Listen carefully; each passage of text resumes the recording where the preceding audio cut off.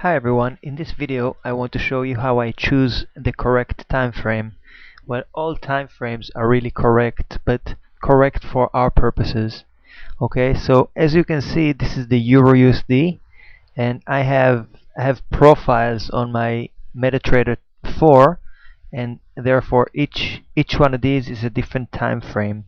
Okay, I have pretty much all time frames that I need for the Euro USD and really for all pairs. I have a profile for each pair. So and this is how I do it. This is the 2 weeks. Each bar here is 2 weeks. Okay. 2 weeks is way too long for me. I don't really care much about the 2 weeks time frame. I look at shorter time frames, say anything from the 2 days, 3 days, and and and shorter than that. Okay, so let's begin with the 3 days. Okay, what I'm looking for is pretty much a pattern just like this, but this is already over and there is nothing for me to do with this. What I'm really looking for is, but you can see, for example, on the 3 days, that pretty much when it crossed the negative 40 going up, the trend has begun, and then it was up, above, up, above, up, above, until this point here where it once again crossed the negative 60, and then you can safely get out.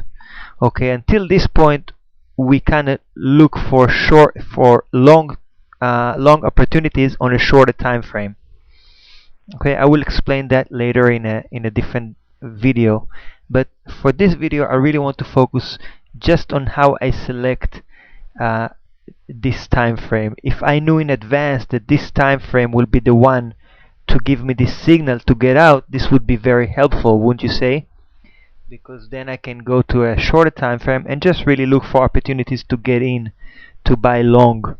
Okay, so my objective, what I'm looking for, is pretty much the first wave. Just the first wave. I want to see it something like that.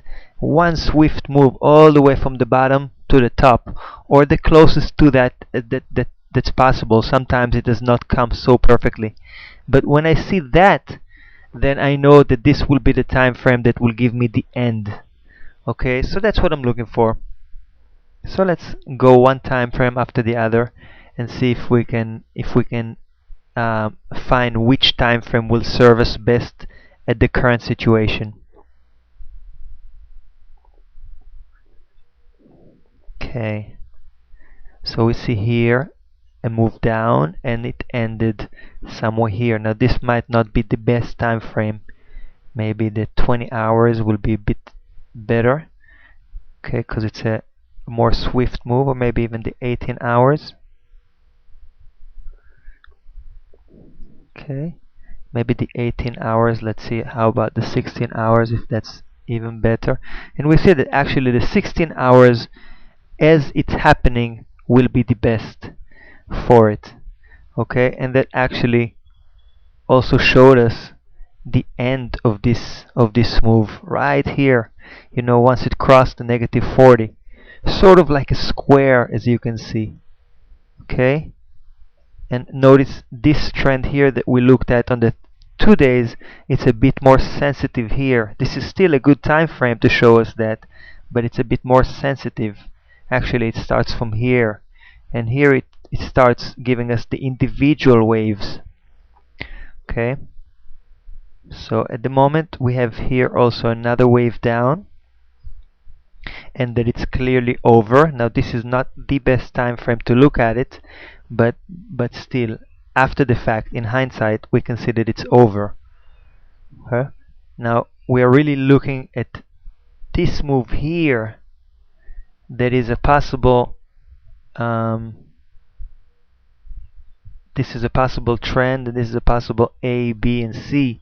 So we really want to see this C wave over. But the 16 is maybe still a bit too long, because we want to see it all the way from beginning, from the bottom to the top, in one swift move. Okay, so let's see if we can find it. This is already the 12 hours. 10 hours, not really. 8 hours, it's already more from the bottom. 7 hours, 6 hours. So far the 8 was the best. 5 hours. The 4 is really nice. The 4 is really nice to show us the end. And 3 hours. I'd say between the 3 and the 4 we should get the signal to get out.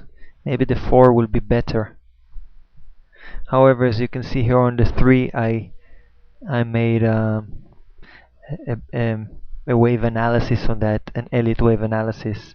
We have here a trend, a 1, 2, 3, 4, and 5, an A, B, and a C, and the C is already up at 78.6 retracement. But once again, that's for a different video. So for our purposes at the moment, I'd say we will get the end of this wave, which is likely to be the end of this A, B, and C, between the 3 and the 4 hours. I'd say the 4 hours will be the best time frame to show it to us. Okay, so once we get what we are really looking for is something like this eventually, for price to make something like this, a sharp move down, okay, that will cross the negative 60, and this will be our signal to get out. If we are in a trade here, say on the half an hour, taking signals to go long, we would get out of one or all of our positions. Okay, so that's basically what we are looking for. Now this might keep on going up and down while price keeps on going up or sideways or what have you, but eventually it will have to do something like that, and that's what we are looking for. This will be our signal. So this video demonstrates how we use the W%R in order to determine when is the which time frame is the best and what will be the signal. Okay, so thanks, see you later.